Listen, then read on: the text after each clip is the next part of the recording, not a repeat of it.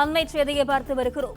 மேகதாது விவகாரத்தில் யார் குரலையும் கேட்காமல் இன்டிஃபரண்டாகவும் இன்ஆக்டிவாகவும் தாவேக அரசு செயல்படுகிறது என்று மு.க.ஸ்டாலின் குறிப்பிட்டிருந்த நிலையில், ஆட்சியில் இருந்தபோது ஆக்டிவாக இருந்திருந்தால் இன்று தமிழக மக்கள் திமுகவை இன்ஆக்டிவ் மூடுக்கு தள்ளி இருக்க மாட்டார்கள் என்று தாவேக தரப்பில் பதில் தெரிவிக்கப்பட்டிருக்கிறது.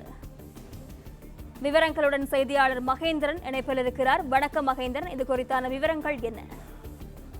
மேகதாது விவகாரம் தொடர்பாக திமுக தலைவர் மு.க.ஸ்டாலின் வைத்திருந்த விமர்சனங்களுக்கு தமிழக வெற்றி கழக தலைமை தற்பொழுது பதிலடி கொடுக்கக்கூடிய வகையில் பதிவு ஒன்றை வெளியிட்டிருக்கிறது. மேகதாது அணை விவகாரம் 2026 மே 10ஆம் தேதிக்கு பிறகுதான் உருவானது போல திமுக உளறுவதாகவும், திமுக தலைமை அப்படியெனில் தூங்கிக் கொண்டிருப்பது யார் என்பதற்கு திமுக தலைமையே ஒப்புதல் வாக்குமூலம் கொடுக்கிறது தானே என்று கேள்வி எழுப்பியிருக்கிறது. குறிப்பாக தமிழக மக்களால் தூக்கி எறியப்பட்ட பிறகும் தானே முதலமைச்சர் என்பது போல பேசுவதுதான் யதார்த்த உலகிலிருந்து இன்டிஃபரண்டாக இருப்பது என்பதை திமுக தலைமைக்கு எடுத்துச் சொல்ல வழக்கம் போல ஆளே இல்லை என்று தமிழக வெற்றி கழகம் விமர்சனம் வைத்திருக்கிறது.